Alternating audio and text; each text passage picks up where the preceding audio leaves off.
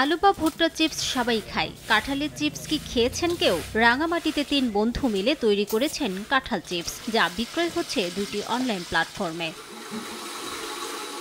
রাঙামাটির আসাম বস্তির বাসিন্দা সুবিমল, রিটম ও প্রমোদ চাকমা শিক্ষা জীবন শেষ করে আর 10 জনের মতো চাকরির পেছনে না ছুটে হতে চেয়েছেন উদ্যোক্তা। যেমন ভাবনা তেমন কাজ। অধিকতর প্রশিক্ষণ শেষে নিজ আঙিনায় বাঁশের বেড়ার ছোট্ট একটি ঘরে তৈরি করছেন কাঁঠালের চিপস।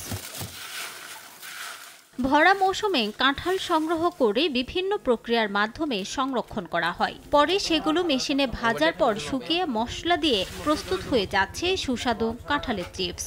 একই প্রক্রিয়ায় তৈরি হচ্ছে কলার চিপসও। কোনো প্রকার কেমিক্যাল ব্যবহার না করে অত্যন্ত পরিচ্ছন্ন পরিবেশে চলছে উৎপাদন প্রক্রিয়া। তারপর প্যাকেটে নির্দিষ্ট পরিমাণ চিপস দিয়ে সেঁটে দেয়া হচ্ছে মুখ। কাঁঠাল কলার পর আমেরও চিপস করার পরিকল্পনা আছে এই উদ্যোক্তাদের। কাঁচামাল হচ্ছে বাজার থেকে নিয়েছে, ফ্রিজ আপ প্রসেসিং করে ফ্রিজ আপ করি। ফ্রিজ আপ করার পরে হচ্ছে আমরা এরপরে হচ্ছে আমাদের মেশিনে হচ্ছে দিয়ে ওটা হচ্ছে কাঁচামাল হচ্ছে 2 কেজি দিই। 2 কেজি দেওয়ার পরে হচ্ছে 20 থেকে 22 মিনিট মতো পর্যন্ত হচ্ছে আমরা ফ্রাই করি।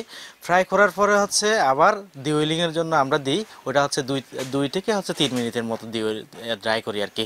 ডিওয়েলিং করার পরে তারপরে আমরা প্যাকেজিংয়ের ইয়াতে যাই আর কি, মশলা মিক্স করে। 4টা প্রোডাক্ট করার চেষ্টা করছি, যে আম, কলা, কাঁঠাল এবং আলু। সিজন অনুসারে আমাদের হচ্ছে কলা এবং কাঁঠালটা বেশি আমরা সাড়া পাচ্ছি। ভূপ্রাকৃতিকভাবে রাঙামাটিতে বিপুল পরিমাণ কাঁঠাল, আনারস ও কলার উৎপাদন হয়, যার মধ্যে দাম ও পরিবহন সমস্যার কারণে অনেক কাঁঠাল বাগানই নষ্ট হয়ে যায়। এতে ক্ষতিগ্রস্ত হয় বাগানীরা। কাঁঠালের এমন বিকল্প ব্যবহারে লাভবান হবে বাগানী এবং সৃষ্টি হতে পারে নতুন কর্মসংস্থানও। তবে ব্যাপক পরিসরে উৎপাদনের জন্য চাইলেন সরকারি সহায়তা। এটা মূলত হচ্ছে ভ্যাকুয়াম ফ্রাইং প্রযুক্তি।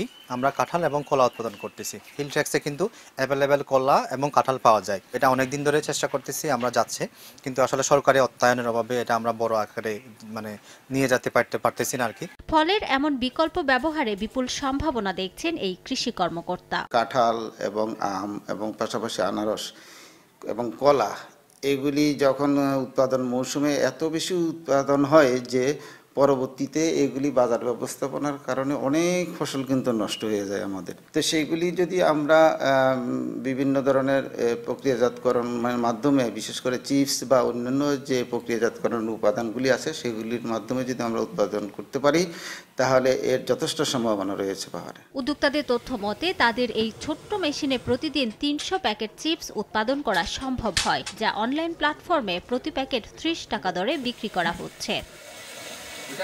সময় সংবাদ, রাঙামাটি।